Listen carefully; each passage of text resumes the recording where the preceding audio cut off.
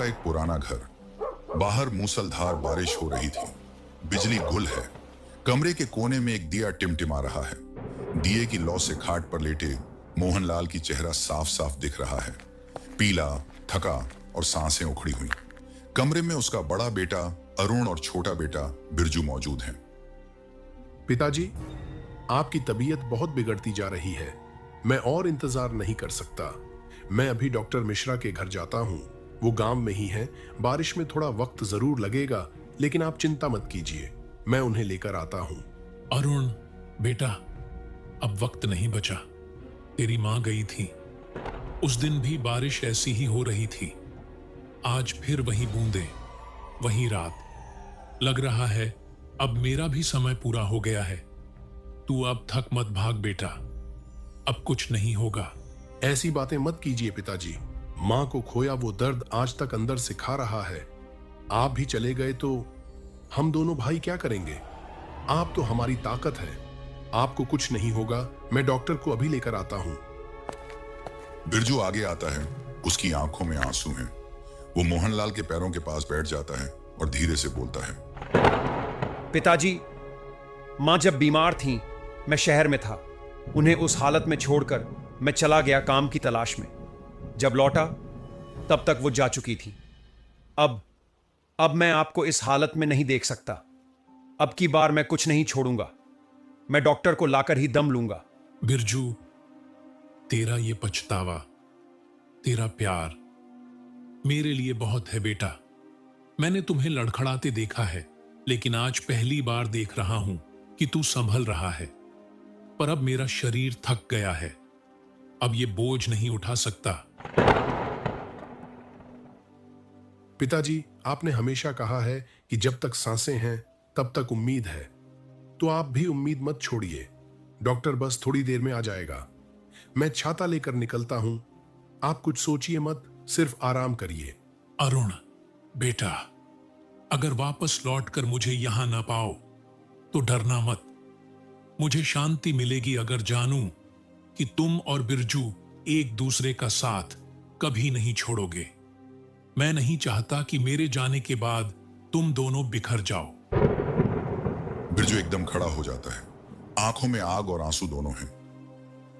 नहीं पिताजी, आप ऐसे नहीं जा सकते। इस घर की दीवारों ने आपके हंसी की गूंजें सुनी हैं। आप यहां से नहीं जा सकते। अरुण, तुम जाओ, मैं तब तक पिताजी के पास हूं। पिताजी, मैं हर उस बात के लिए माफी मांगता हूं जो मैंने अनजाने में आपको दुख दिया। बस एक मौका दीजिए। एक बार डॉक्टर देख लें, शायद कुछ हो सके। अरुण ने छाता उठाया, चप्पल पहनी और दरवाजे की ओर बढ़ा। बाहर बारिश की तेज आवाज घर के अंदर तक गूंज रही थी। डॉक्टर मिश्रा का घर एक साधारण मिट्टी का मकान, जिसकी छत से बारिश टपक रही थी। अरुण बाहर से दरवाजे पर दस्तक देता है और तेज आवाज में पुकारता है, डॉक्टर साहब, डॉक्टर मिश्रा, पिताजी की तबीयत बहुत खराब है, जल्दी बाहर आइए। भीतर से एक बूढ़ी औरत की आवाज आती है। वो दरवाजा खोलती है। उसकी आंखों में चिंता होती है। बेटा, क्या हुआ? कौन हो तुम? मैं मोहनलाल का बेटा अरुण हूं। मेरे पिताजी की तबीयत बहुत खराब है, सांसें उखड़ रही हैं। डॉक्टर साहब को बुलाने आया हूं। बेटा, आज तो सोमवार है। डॉक्टर साहब हर सोमवार सावले गांव जाते हैं। वहीं उसका दूसरा चैम्बर है जो सोमवार को जाता है। आज वहीं है। अरुण कुछ पल चुप खड़ा रहता है। उसे यकीन नहीं हो रहा। फिर धीरे से बोलता है, सावले गांव, वो तो 7 किलोमीटर दूर है और रास्ता भी जंगल वाला। हाँ, और ये कोई सीधा जंगल नहीं है। पिछले हफ्ते डॉक्टर साहब लौट रहे थे तो बोले कि रास्ते में किसी अजीब चीज की परछाई देखी। कोई आदमी था मगर आवाज नहीं थी। कहते हैं उस रास्ते में रात को कुछ चलता है, दिखता नहीं। इतनी रात को मत जा बेटा। अरुण की आंखों में पितृ संवेदना चमकती है। उसके चेहरे पर डर नहीं बल्कि दृढ़ता दिखाई देती है। मैं डरता नहीं अम्मा, ये मेरी पिताजी की जान का सवाल है। अगर अब नहीं गया तो शायद फिर कभी मौका न मिले। तभी तेज बिजली चमकती है और एक जोरदार गरज के साथ बारिश एकदम थम जाती है, जैसे आसमान भी अरुण की जिद के आगे झुक गया हो। तू बहुत हिम्मत वाला बेटा है, लेकिन एक बात याद रखना, उस रास्ते में अगर कोई कुछ पूछे तो जवाब मत देना। अगर कोई कुछ पूछे मतलब? वो जो पूछता है इंसान नहीं होता, बस चुपचाप आगे बढ़ते रहना। अरुण कुछ नहीं बोलता, बस सिर झुकाता है। छाता यहीं रखता हूं, लौटते वक्त ले लूंगा, अब देर नहीं कर सकता। अरुण छाता रखकर सावले गांव की ओर अकेला वीरान रात में निकल पड़ता है। घना जंगल, बारिश अब थम चुकी है, लेकिन हर पेड़ की पत्तियों से टपकती बूंदें अब भी सन्नाटे को भेद रही हैं।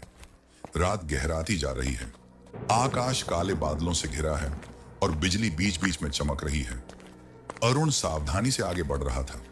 पत्तियों पर उसके कदमों की चुपचाप सरसराहट सुनाई दे रही थी। जैसे ही वह जंगल में पहला कदम रखता है, चारों ओर एकदम सन्नाटा छा जाता है। कितना अजीब सन्नाटा है, जैसे पूरा जंगल मुझे देख रहा हो। नहीं नहीं, मुझे पिताजी के लिए जाना ही होगा, डरने का वक्त नहीं। तभी सामने से एक आदमी दौड़ता हुआ आता है। चेहरा धूल और कीचड़ से सना हुआ, आंखों में डर भरा है। वो बार बार पीछे मुड़कर देख रहा है, जैसे कोई उसका पीछा कर रहा हो। अरे ओ भैया रुको, क्या हुआ? तुम इस तरह दौड़ क्यों रहे हो? वो आदमी हांफता हुआ रुकता है, लेकिन उसकी आंखें बड़ी बड़ी खुली हैं। चेहरा सफेद पड़ चुका है। वो कांपती आवाज में बोलता है, भाग भाग जा, इस रास्ते पर मत चल। वो यहां है। कौन है? क्या हुआ? साफ साफ बताओ। वो औरत सफेद कपड़े में, बाल खुले, आंखें लाल। पहले सोचा इंसान है, पर जब उसने मुझे देखा तो उसकी आंखें, उसकी गर्दन पीछे मुड़ गई थी, पूरा उल्टा चेहरा। अरुण के शरीर में एक झुरझुरी दौड़ जाती है। क्या तुमने कुछ कहा उसे? कोई बात की? हाँ, उसने पूछा था किधर जा रहे हो। मैंने कहा डॉक्टर के पास जा रहा हूं, बस। फिर अचानक हवा चलने लगी और वो मेरे सामने हवा में तैरती हुई आ गई। वो मेरे कान में फुसफुसाकर बोली, तेरे लिए तो अब कोई डॉक्टर नहीं बचेगा। मैं जान बचाकर भागा। अरुण का गला सूखने लगता है, लेकिन वो खुद को संभालता है। मैं तुम्हारी बात पर यकीन करता हूं, लेकिन मेरे पास लौटने का समय नहीं है। मेरे पिताजी की जान दांव पर है। अगर मैं नहीं गया तो उन्हें खो दूंगा, और अगर वो औरत रास्ते में आई भी तो मैं जवाब नहीं दूंगा। मैं जानता हूं जवाब नहीं देना चाहिए। तू पागल है, वो किसी को नहीं छोड़ती। कभी उसकी हंसी आती है, कभी बच्चे की आवाज, और कभी कभी खुद को तेरे जैसा बना लेती है। डर मुझे भी लग रहा है, लेकिन डर से बड़ा मेरा फर्ज है। मेरे पिताजी इंतजार कर रहे हैं। अगर मैंने डर के आगे घुटने टेक दिए तो जीवन भर पछताना पड़ेगा। अरुण उस आदमी को धीरे से हटाता है और आगे बढ़ने लगता है। आदमी पीछे से चिल्लाता है, अगर जिंदा बचा तो मत भूलना, तेरी हिम्मत को सलाम है। अरुण अब तेज कदमों से आगे बढ़ता है। उसकी आंखों में अब सिर्फ एक ही लक्ष्य है, डॉक्टर को ढूंढना। अंधेरा, घना जंगल, पेड़ इतने घने हैं कि बिजली की चमक भी जमीन तक नहीं पहुंच पा रही। अरुण तेज तेज चलता है, लेकिन अब उसकी रफ्तार थोड़ी धीमी हो गई। आसपास हर पत्ता, हर टहनी उसे कुछ कहती सी लग रही थी। वो एक मोड़ पर पहुंचता है और अचानक रुक जाता है। ये आवाज, ये कैसी आवाज है? जैसे कोई धीमे धीमे कुछ बड़बड़ा रहा हो, और कभी कोई बच्चे के रोने जैसी धुन। सन्नाटा फिर टूटता है। अब उसे अलग अलग दिशाओं से अजीब सी धीमी आवाजें सुनाई देती हैं, जैसे कोई फुसफुसा रहा हो, जैसे पेड़ों की छाया से कोई देख रहा हो। वो आसपास झांकता है, लेकिन कुछ नहीं दिखता। नहीं, मुझे इन आवाजों पर ध्यान नहीं देना चाहिए। अम्मा ने कहा था, अगर कोई कुछ पूछे या बुलाए तो जवाब मत देना। तभी अचानक एक झाड़ी के पीछे से हल्की सी आहट होती है। अरुण मुड़कर देखता है और वहां से एक बकरी का बच्चा निकलकर धीरे धीरे जंगल की ओर बढ़ रहा है। उसकी चाल असामान्य है, जैसे कोई उसे खींच रहा हो। बकरी का बच्चा इस घने जंगल में और इतनी रात को? क्या ये सच में जानवर है या? वो बच्चा कुछ कदम बढ़कर रुक जाता है, फिर एक बार मेमे की अजीब सी आवाज निकालता है, लेकिन उसमें कोई मासूमियत नहीं है, जैसे कोई नकल कर रहा हो, जैसे इंसान की आवाज में जानवर बनने की कोशिश हो रही हो। ये कुछ ठीक नहीं है। मुझे इसे देखकर रुकना नहीं चाहिए। नजरों का धोखा हो सकता है, या वो आंखें बंद करता है, लंबी सांस लेता है और बोलता है, डराने की कोशिश मत करो। मेरा रास्ता सिर्फ एक है, और वो है डॉक्टर तक पहुंचना। जिसे जो करना है कर ले। जैसे ही अरुण कुछ दूर निकलता है, आवाजें फिर थम जाती हैं और फिर जंगल फिर से शांत हो जाता है। लेकिन अब ये शांति और भी डरावनी है, जैसे तूफान से पहले का सन्नाटा। ये जंगल सिर्फ रास्ता नहीं है, ये मेरी हिम्मत की परीक्षा है, और मैं पीछे नहीं हटूंगा। पिताजी के लिए मैं हर साया पार कर जाऊंगा। घना जंगल, रात का तीसरा पहर। पेड़ों से ओस की बूंदें टपक रही थीं। कहीं दूर बिजली चमकती है, लेकिन उसकी रोशनी जमीन तक नहीं आती। अरुण एक पतली पगडंडी पर चलता चलता एक मोड़ पर पहुंचता है, जहां दो रास्ते फूटते हैं, एक दाएं दूसरा बाएं। वो रुक जाता है। चारों ओर अब भी सन्नाटा है, पर हवा में एक अजीब सी थकान और भारीपन था। अब ये दो रास्ते कौन सा है सावले गांव का? बचपन में एक बार पिताजी के साथ आया था, पर अंधेरे में कुछ याद नहीं आ रहा। अगर गलत रास्ता चुन लिया तो वक्त बर्बाद होगा। और पिताजी, वो कुछ देर चुपचाप खड़ा सोच रहा होता है कि तभी एक हल्की सी आवाज होती है, जैसे पत्ते सरकते हों। वो चौंक कर देखता है। दूर झाड़ियों के उस पार एक बूढ़ी औरत खड़ी है। सफेद साड़ी, झुकी हुई पीठ, सर झुका हुआ। वो बिल्कुल स्थिर खड़ी है, जैसे किसी पुराने पेड़ की तरह। अरुण कुछ देर तक बस देखता रहता है, फिर धीमे धीमे उसकी ओर बढ़ता है। हर कदम पर उसकी दिल की धड़कन तेज होती जाती है। अम्मा, नमस्ते। माफ कीजिए, मैं रास्ता भटक गया हूं। क्या आप बता सकती हैं कि सावले गांव किस रास्ते से जाया जाता है? वो बूढ़ी औरत कोई प्रतिक्रिया नहीं देती, बस वैसे ही खड़ी रहती है, जैसे उसने सुना ही नहीं। हवा अब कुछ तेज हो गई है। अरुण का गला सूखने लगता है। अम्मा, मैं डॉक्टर को ढूंढने जा रहा हूं। मेरे पिताजी की तबीयत बहुत खराब है। कृपया बताइए, कौन सा रास्ता सावले गांव जाता है? इस बार औरत धीरे धीरे अपना सिर उठाती है, फिर बहुत धीमे और फटी आवाज में बोलती है, जैसे कोई पुराना दरवाजा खुल रहा हो। उस रास्ते से चले जा जहां रास्ता खत्म होता है, वहीं मिलेगा तुझे सावले गांव। अरुण की भौहें सिकुड़ जाती हैं। वो कुछ पलों तक उसे घूरता है। उसका दिल कह रहा है, कुछ तो अजीब है, पर वक्त नहीं है सोचने का। जहां रास्ता खत्म होगा। कैसी अजीब बात है, पर क्या पता यही असली रास्ता हो। अरुण धीरे धीरे उस दिशा की ओर बढ़ता है जो उसने दिखाई, लेकिन हर कदम के साथ उसके मन में शक, डर और अजीब बेचैनी गहराती जाती है। जैसे जैसे वो आगे बढ़ता है, रास्ता और संकरा और अंधेरा होता जाता है। झाड़ियां अब शरीर को छूने लगी हैं, पेड़ अब और घने हो गए हैं, लेकिन अरुण रुकता नहीं।